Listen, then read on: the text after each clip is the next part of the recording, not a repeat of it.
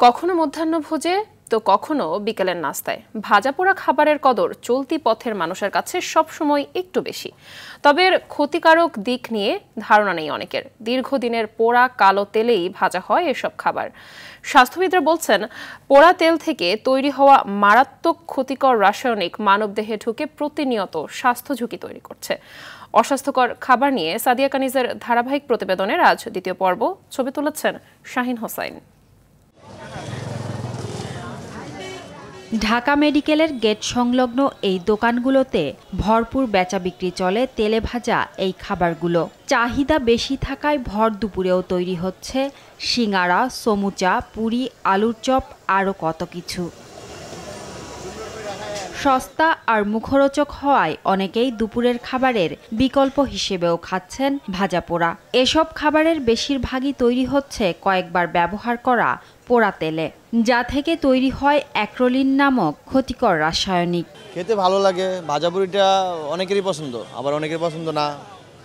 রুটি আছে, রুটিও খাওয়া যায়, সেটা তো গ্যাস্ট্রিক হয় না। এটা খেলে গ্যাস্ট্রিক হয়, জেনেও সবাই খায়। আমরা জানি যে এগুলা খাওয়া ঠিক না, তারপরেও আমরা খাচ্ছি, আমরা বিপদে পড়ে এগুলা খাচ্ছি আর কি। এখন আর কি খাবো, এখানে তো আর কোনো কিছু নাই খাওয়ার মতো। ভালো লাগার থেকে মোটামুটি খায়, হ্যাঁ, কিন্তু আমি যে মনে করি যে আসলে এগুলো অ্যাভয়েড করে চলাই ভালো। অনেকে খাবার আনে না, রাস্তাঘাটে ঘুরে, তো তাদের তো কিছু না কিছু খেতেই হবে। সাময়িক কারণে তারা না কিছু না কিছু খায়, যদিও এটা ক্ষতিকর, এটা জেনেও খায়। কেন খাচ্ছি? হয়তো মানে জাস্ট সাময়িক ক্ষুধাটা নিবারণ করার জন্য, একেবারে দায় সারা। শুধু তেলই নয়, খাবার প্রস্তুতের স্থানগুলোও বেশ স্যাঁতসেঁতে, মাছিযুক্ত আর অপরিচ্ছন্ন। অনেকেই জানেন না এসবের কারণে শরীরে কত কঠিন রোগ বাসা বাঁধছে। যেসব পানিগুলো ব্যবহার করতেছে, আমার মনে হয় এসব পানিগুলো ড্রেন থেকে আইনে এসব পানিগুলো খাচ্ছে, এগুলো তো আমাদের শরীরের জন্য প্রচুর পরিমাণ ক্ষতিকর। একটা মাস একটা তেলে ভাজা পোড়া হয়, প্লাস বাইরে জীবাণু, মশা মাছি, ধুলাবালিতে থাকে। মেডিকেলে সবাই খায়, তাহলে ডাক্তাররা যদি ভাজা পোড়ার সমস্যা হইতো তাহলে তো আর ওনারাও খাইতো না। এই মাত্র আপনার সামনে ওনারাও দুজন ডাক্তার না, একই তেলে বারবার ভাজবে কি? আমার চুলার মধ্যে যেটা থাকে এই তেলটাতে আমি ডাইলা ফালাই দেওয়া সম্ভব না। ভাজা পোড়া খাবার ঠিকভাবে হজম না হওয়ায় গ্যাস্ট্রিক সৃষ্টি করে, সেই সাথে ডায়রিয়া, জন্ডিস আর কিডনি লিভার জনিত রোগেও আক্রান্ত হয় মানুষ।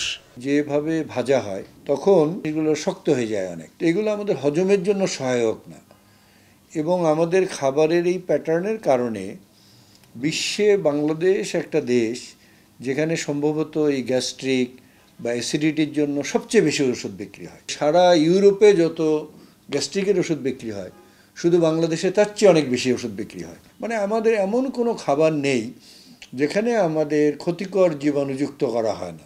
অস্বাস্থ্যকর খাবার নিয়ন্ত্রণে ক্ষুদ্র ব্যবসায়ীদের প্রশিক্ষণ দেয়া, মোবাইল কোর্ট পরিচালনা সহ নানা উদ্যোগ নিয়েছে বাংলাদেশ নিরাপদ খাদ্য কর্তৃপক্ষ।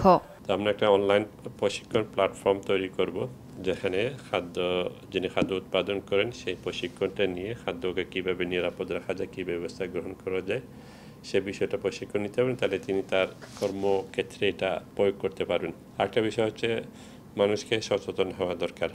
সাদিয়া কানিজ, RTV, ঢাকা।